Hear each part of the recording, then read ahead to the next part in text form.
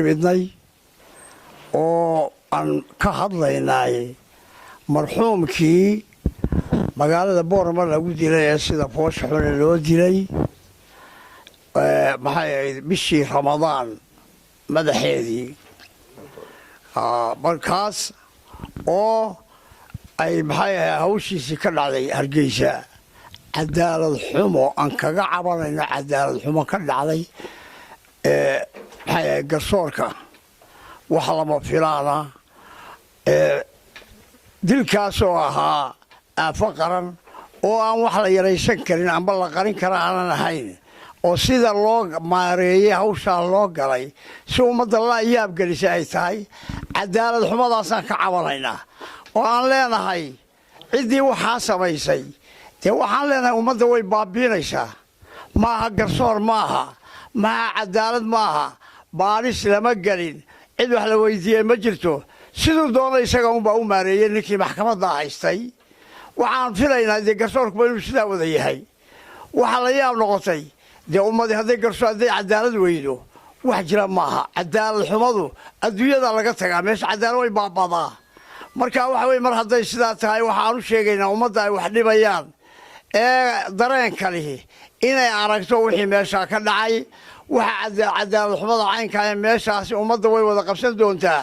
cidaad necab tahay wixii lagu xukumay ku aad jeceshahay bay sugi doontaa waxaan leenahay mudane madaxweyne meesha waxa ka dhacay cadaalad xumo ka dhacday meesha kale aanu soconana waan ka shakisano inay la mid tahay baan ka baqaynaa waxaan leenahay xageeru kaclan heeg baa tagnaadi xagee la tagaya waxaan leenahay garsoorka ha lagu noqdo cadaalad xumada caynkaas in wax la qaadan karo maaha aadna shacab laguma qarin karo wax la qarin karo nin qarin karo iyo ujeedada lagu qarin karo maaha waxaan leenahay ha lagu noqdo hal baadhaan leenahay cidii waxa samaysay wax la qarin karana maaha waan ka soo horjeedaa waan ka xunahay ummadda madaxa la isku gelinayaa calo waxaan ummadda ku jirin baa la abuurayaa abuurka laga daayo waxaan leenahay abuurka laga daayo waxaan leenahay madaxweyne adigana inaad hubsato hawsha in hawshaasi u dhacday la hubsado annaga na saameynay haddii aan nahay bulsho weynta beesha Musafiin waxa weeyaan walaalkayo oo Xuseena oo lagula dhaqaaqay talaabo dil ah oo mageyda ah waxa uu naga maqan yahay bisheedii 5 bilood baa soo daba maray inta annagu dad wax sameeyay miliin dad ficil ka xun sameeya timaa madax iyaga saaran bay ka badan yihiin waan leenahay waxaan u abranaynay calanka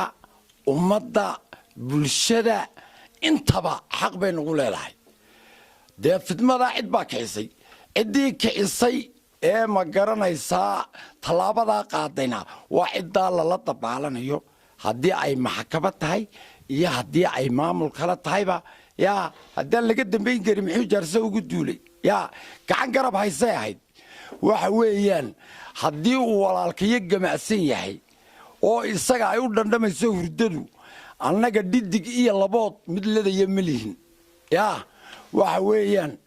wax dhammaanba cidda xilka saaran yahay dalka iyo dadka ee danaynaysa xukuumadda bulshadan Somaliland nabadgelyadeedu shakhsi dan uma aha ummadoo dhan bay dan u tahay hadday walaalaha iyo nabadii u dhandhami weyday oo ay aragtideedii ka qaadayaan hargab kii dhib qabayna muxuu samaynayaa waxa weeyaan madaxweyne ku-xigeenka dhammaanba inta ilaahay kala xisaabtamaya dad iyo dalba oo xil ka saaran yahay arrimaha haddii aan hoos loo eegin oon la dhandhamin nuxurka meesha wixii ku jira waxa weeyaan dalayma sheegin annaga nalama odhan karo ilaahay hortii waa la garma goystaa weeyaan waxaanu taaganahay maanta khaaliqa mooyaane bini aadanna kama abranayno lama arag haddii ay keenaan walaalahayo waxa ay sugaan waa lama maqal wayna soo fuli doontaa waxaan ku qanacno oo bulshada raali geliya haddii xukuumadda ka soo bixi weydo halkani waxay noqonaysaa caabudla hal ogaado wassalaamu calaykum waraxmatullah ina maxamed wa ala alihi wa sahbihi wa sallam halkan waxaan iskugu nimidnay dib aad iyo aad muddadii la sheegay rafcaanku Hargeysaad wax sheegay joogadeena rag iyo dumar ilaa 7 jir ilaa 7 jir ni seexda malihin waayo masiibuu albaabka noo keenay dad baa inay isdilaan hawdoonayaa dangaaruu ka lahaa ninka rafcaanku albaabka ninkuu lagu dilay ninkii hor hurday uunbaa dilay ma cid kalaa samadaa lagaga soo dhacay aqalku dusha lagama jeexin docda lagama jeexin isaguunbaa kala soo baxay iyo ciddiisii siday u dileenna wax la arkay ilaa 70 jir baan hay mana arag mana maqal sida ninkaa loo dilay waa dil foolxun waa masiibo qaran waa wax Soomaaliland oo dhan khusay doonta aafada haddii la qaban waayo tiibaa la sii buunbuuniyey tiibaa si dadba ninka rafcaanku ula xisaabtamay bannaanku ku tuuray xaqii caddaa baadil buu ku beddelay waxaan qaadan karrana maaha waxaan yeeli karrana maaha ummadda ha isu kaya dilayo mudane madaxweyne dhulka batroor baa ku dharbisan shiidii baan ku jiraa masiibadu kabriidkii bay dul sidataa mas-uuliyadduna aday ku saaran tahay si dhaqsaa inaad wax uga qabato iyaan doonaynaa kaanu gudbaynaana waxa weeye duriga iyo Soomaalidu way saamisanaayeen waa jifiliile waa feerdhabe waa tibi markii la yidhina waa la kala aamin baxay garsoorkaa sarena waxaan filaynaa uun kadaalika inuu sidaa uun yahay dee cadaalad darradu hadday dhacdo cirku wuu guraa xoolu caana male dhulka nabadi ma joogto balaa iyo aafaa dhacda ummaddu waxay ku dhisan tahay cadaalad islaamnimadu cadaalad bay ku jirtaa caalamku cadaalad buu ku taagan yahay ciidanku cadaalad buu ku sugan yahay haddii cadaalad la waayana waxoo dhan waa wada baabade caafimaadna ma jira cisina ma jira dee sagaalkii bishii shanaad 2018 ka dhacday magaalada Boorama ee foosh xumayd ee aan hore loo arag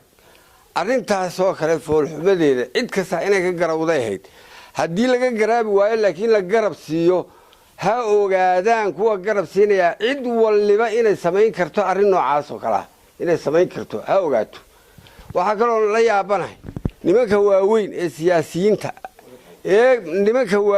siyaasiyiinta ee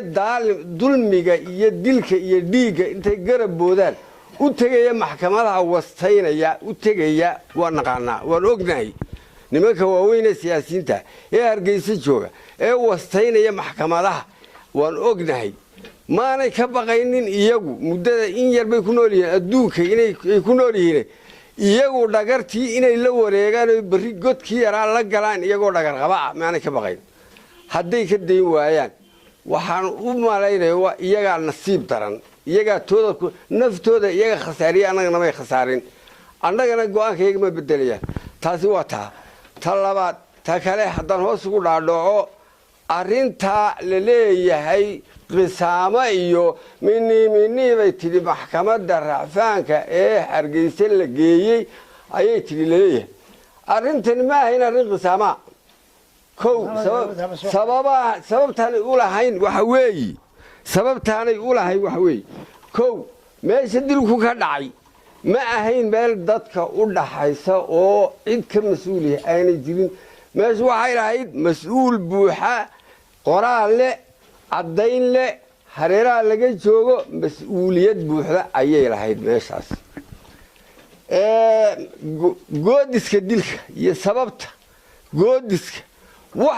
dilkaasi waxaa mid la ogaa inuu dhacayo Boorama oo dhan ay ogeyd oo la yidhi ninkaa waxaan dilaynaa caawa waana la dilay way dhacday goodis la sii sheegay oo la ogeysiiyey oo laga bixiyey ogeysiin buu ahaa oo markhaati laga ahaa oo la caddeeyey goodiskii iyo dhaartii ay dhaarteen ay ku dhaarteen inay dilayaan way fuliyeen waana caddeyd waana la sii ogaa way fuliyeen sababta dilka ay ku dileen maxkamadda horteeda laga caddeeyey markhaatiyaale inay ahayd lacag iyaguna way ka qirteen lacag baadila oo ay ku haysteen inay ahayd markhaatiyaal ayaa ka caddeeyey iyaguna waxay ka qirteen maxkamadda horteeda gudoomiyaha ciidanka meesha joogay ee dilay wuxuu maxkamadda horteeda ka qirtay 11 habeenimo inuu ciidankiisii ku amray in marxuumka laga soo qaado lacagtii laga rabay niman amarkii u bixiyay lacag ka soo qaadis tahay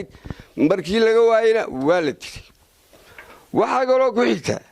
waxaa sababta dilkaasi oo lacag ahayd waxaa kaloo isku keenay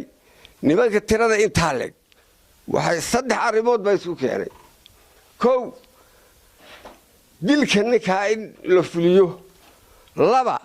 xoojinta ilaalintii meesha oo aad loo xoojiyay habeenkaas oo dhaqdhaqaaqa laga xidhay 3 ganacsi xaaraana oo ka fitantaba abuuraya oo meesha laga wado khamri lagu gadayay intaasina meesha laga cadeeyay markhaatiyaal ta kale cadaymo buuxa ayuu kiiskaasi lahaa dhammaantii oo ku xusan garmaqalkii maxkamadaha ilaa 27 markhaatiba la keenay oo wada cadaynaya wax cad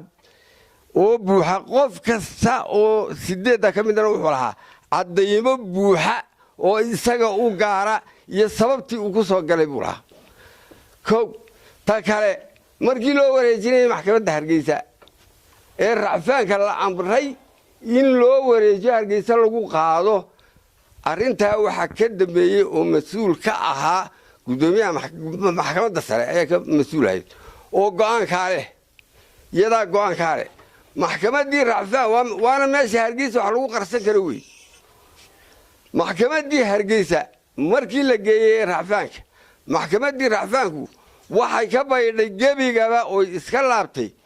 cadaymihii nin walba lagu waday shakhsi kasta qof ay wax ka weydiisay ma jiro habay yaraatee cadaymihii hawsha badan ku baxday ee juhdiga badan lagu bixiyay ee hay'adii baadhista iyo garsoorkuba soo ururiyeen dhammaantood way iska laabtay waxay ka jeclaysatay in afkooda wax ka weydiisay maxay isku difaacaysaa ninna way odhan cadaynta lagu waday maxay cadaymaha ku difaacaysaa laakiin adu maxay isku difaacaysaa waxa la yiraahdaa ma hadde nin walba inuu masaajid baa ka soo baxay waa gaftiidii taasi maxkamadaasi kiis may qaadin waxaana isku haleynaysay gudoomiyaha maxkamadda sare oo ag jooga